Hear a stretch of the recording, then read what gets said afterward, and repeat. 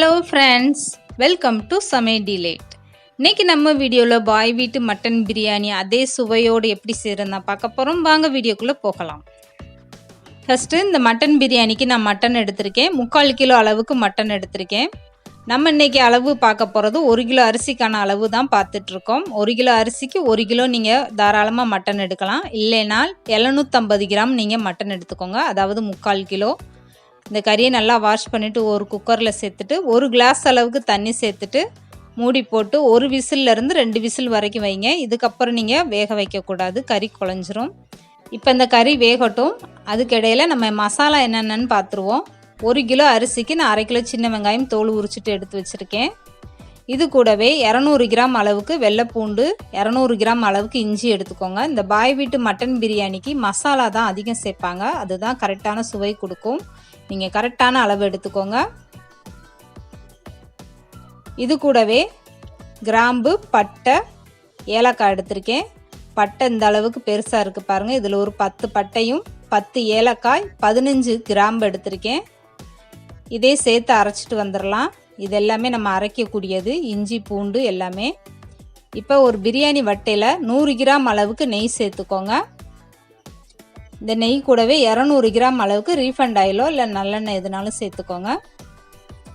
தாளிக்கிறதுக்கு 1 ஸ்பூன் அளவுக்கு சோம்பு, பிரியாணி இலை, ஒரு அன்னாச்சி பூ சேர்த்துருக்கேன்.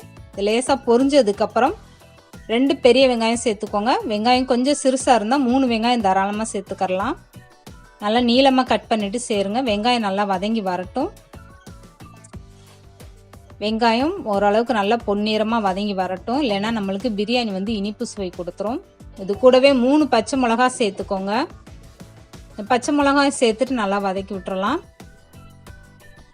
வெங்காயம் ஓரளவுக்கு நல்லா வதங்கிருச்சு. இப்போ அரைச்சி வச்சுருக்க பேஸ்ட்டு அதோட சேர்த்துருங்க. இஞ்சி பூண்டு ரெண்டுமே நான் ஒன்றா எடுத்து அரைச்சிருக்கேன். 1 கிலோ அரிசிக்கு 200 கிராம் பூண்டு, 200 கிராம் இஞ்சி தோல் சீவிட்டு நான் ஒன்றாவே அரைச்சி வச்சுருக்கேன். இது நல்லா வதங்கி வரட்டும். இது கூட இப்போ நம்ம அரைச்சி வச்சுருக்க இந்த பேஸ்ட்டையும் சேர்த்துடலாம். இது கூட நம்ம எடுத்து வச்சுருக்க 1/2 கிலோ சின்ன வெங்காயம், பட்டை, கிராம்பு, ஏலக்காய் இது எல்லாமே ஒன்றாவே அரைச்சிட்டேன்.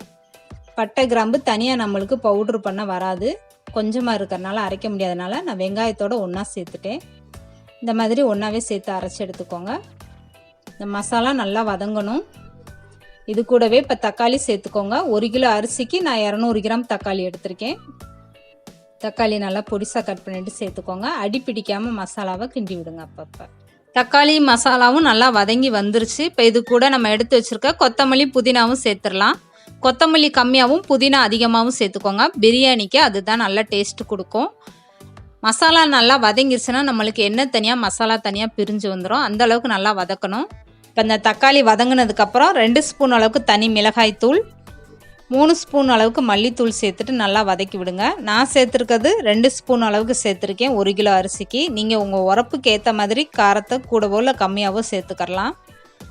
மல்லிப்பொடி மட்டும் 3 ஸ்பூன் சேர்த்துட்டு நல்லா வதக்கி விட்டுருங்க. நீங்கள் இந்த பிரியாணியில் மசாலா வதக்குறது தான் உங்களுக்கு வேலையே. இதுக்கப்புறம் நீங்கள் பிரியாணி செய்கிறது ரொம்பவே ஈஸி தான். இப்போ வேக வச்ச மட்டனின்னு அந்த மசாலாவோட சேர்த்துட்டேன். இதே சேர்த்துட்டு கொஞ்ச நேரம் நல்லாவே வதக்கி விட்டுறலாம். நம்ம ஆல்ரெடி மட்டனை வேக வச்சு தான் எடுத்திருக்கோம். நான் வேக வச்ச தண்ணியை தனியாக எடுத்து வச்சுருக்கேன். இதையும் பிரியாணியோட நம்ம சேர்க்க போகிறோம். அந்த தண்ணியை நீங்கள் வேஸ்ட்டு பண்ணக்கூடாது. 1 கிலோ அரிசிக்கு 100 கிராம் அளவுக்கு நான் தயிர் சேர்த்துருக்கேன். இந்த தயிர் சேர்த்துட்டு நல்லா வதக்கி விடுங்க. தயிர் ரொம்ப புளிச்ச தயிராக இருக்கக்கூடாது. நம்ம ஆல்ரெடி தக்காளியெல்லாம் சேர்த்துருக்கனால ரொம்ப புளிப்பாயிரும். தயிர் சேர்த்துட்டு ஒரு 2 நிமிஷம் வதக்கி விடுங்க. தேவையான அளவு உப்பு சேர்த்துக்கோங்க. கண்டிப்பாக நீங்கள் மட்டன் வேக வச்ச தண்ணியை பிரியாணியில் சேர்க்கணும், இல்லைன்னா நம்மளுக்கு அந்த டேஸ்ட்டு கொடுக்காது. இந்த மட்டன் தண்ணியும் நம்ம அரிசிக்கு எந்த அளவுக்கு தண்ணி எடுக்கிறோமோ அதோட ஒன்று ஆட் பண்ணிக்கோங்க. 1 உலக்கு அரிசினா 1.25 உலக்கு தண்ணி சேர்த்துக்கோங்க. இப்போ நான் மட்டன் தண்ணி இதோட சேர்த்துட்டேன். அளந்துட்டு தான் சேர்த்துருக்கேன். 1 உலக்கு தண்ணி இருக்குது. இதுக்கப்புறம் எக்ஸ்ட்ரா நம்ம அளந்துருக்க தண்ணியும் சேர்த்துக்கரலாம். எந்த கிளாஸ்லேயோ இல்லை உலக்குலேயோ நீங்கள் அரிசி அளக்குறீங்களோ அதில் 1.25 அளவுக்கு நீங்கள் தண்ணி சேர்த்துக்கிறணும். 1 உலக்கு அரிசினா 1.25 தண்ணி சேர்த்துக்கோங்க. நான் எடுத்துருக்கிறது ஜீரக சம்பா அரிசி எடுத்திருக்கேன். அதுதான் பிரியாணிக்கு நம்மளுக்கு கரெக்டான சுவை கொடுக்கும். இப்போ தண்ணி சேர்த்துட்டு ஒரு மூடி போட்டாச்சு. நல்லா கொதிச்சு வரட்டும். இப்போ நல்லாவே கொதி வர ஆரம்பிச்சிருச்சு. நான் இந்த ஜீரக சம்பா அரிசியை நல்லா கழுவிட்டு ஒரு 10 நிமிஷத்துக்கு ஊற வச்சு எடுத்திருக்கேன். இதை இந்த மாதிரி கரண்டியில் எடுத்து போடுங்க. நம்ம ஆல்ரெடி அளவு தண்ணி சேர்த்தாச்சு. எப்போதுமே பிரியாணிக்கு அளவு தண்ணி சேர்த்ததுக்கப்புறம் நீங்கள் அரிசி அப்படியே கொட்டிடாதீங்க. அதில் உள்ள தண்ணியும் சேர்ந்துட்டு நம்மளுக்கு பிரியாணி குழைய வாய்ப்பு உண்டு. கையில் அள்ளி போட்டுருங்க அரிசியை, இல்லைன்னா கரண்டியில் தண்ணியை வடிச்சிட்டு எடுத்து போடுங்க. அரிசியை சேர்த்துட்டு நல்லா கிண்டி விட்டுருங்க. எப்போதுமே பிரியாணி செய்யும்போது அரிசி ஒரு 10 நிமிஷம்னாலும் நீங்கள் ஊற வச்சிடணும். அப்போ தான் நம்மளுக்கு அரிசி உடையாமல் நல்லா வரும். நல்லா கொதி வந்துருச்சு பிரியாணி. அப்பப்போ லைட்டாக கிண்டி விடுங்க. இந்த அளவுக்கு நல்லா தண்ணி வற்றினதுக்கப்புறம் நீங்கள் ஸ்டவ்வை குறைச்சி வச்சுக்கோங்க. ஃபுல்லாகவே ஸ்டவ்வை குறைச்சிட்டு இதுக்கப்புறம் நம்ம ஒரு மூடி போட்டுட்டு ஒரு 10 நிமிஷம் அப்படியே விட்டுறலாம். இது குறைஞ்ச தீயிலே நல்லா வேகட்டும் பிரியாணி. 10 நிமிஷத்துக்கு அப்புறம் நான் ஓப்பன் பண்ணி திரும்பவும் கிண்டி விட போகிறேன். அப்பப்போ நீங்கள் இந்த மாதிரி ஓப்பன் பண்ணி கிண்டி விட்டுட்டே இருக்கணும். இல்லைன்னா மேலே மட்டும் நம்மளுக்கு அரிசியாக இருக்கும், அடியில் ஃபுல்லாக வெந்த மாதிரி இருக்கும். லைட்டாக அந்த மாதிரி கிளறி விடுங்க. இதுக்கப்புறம் ஃபுல்லாகவே நீங்கள் குறைஞ்சி தீயிலே வச்சுட்டு திரும்பவும் மூடி போட்டு மூடி வச்சுருங்க. மூடி போட்டுட்டு நான் தம் போடுறதுக்காக மேலே ஒரு கனமான இந்த மாதிரி கல் தூக்கி வைக்கிறேன். இல்லைன்னா நீங்கள் ஒரு பெரிய கிண்ணத்தில் தண்ணி பிடிச்சிட்டு கூட இந்த மாதிரி வைக்கலாம்.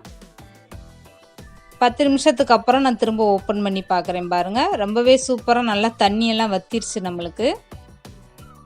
இதுக்கப்புறம் நீங்கள் ஸ்டவ்வை ஆஃப் பண்ணிடலாம். இதுக்கு மேலே ஒரு எலுமிச்சம்பழம் புழிஞ்சு விட்டுக்கோங்க. ரொம்ப பெரிய பழமாக இருந்தால் பாதி பழம் போதும். நம்ம ஆல்ரெடி தக்காளி தயிரெல்லாம் சேர்த்துருக்கனால ரொம்ப புளிப்பாயிரும். நான் சின்ன பழமாக இருந்தனால ஒரு பழம் எலுமிச்சம்பழம் புழிஞ்சு விட்டுக்கிறேன். அவ்வளோதாங்க, ரொம்பவே அட்டகாசமாக நம்மளுக்கு பாய் வீட்டு பிரியாணி ரெடி ஆயிடுச்சு. இப்படியே வீடே கமகமன் மணக்குது இந்த பிரியாணி வாடை. இது கூடுதல் சுவைக்காக இன்னும் கொஞ்சம் முந்திரி பருப்பு நெய்யில் சேர்த்து வறுத்துக்கோங்க.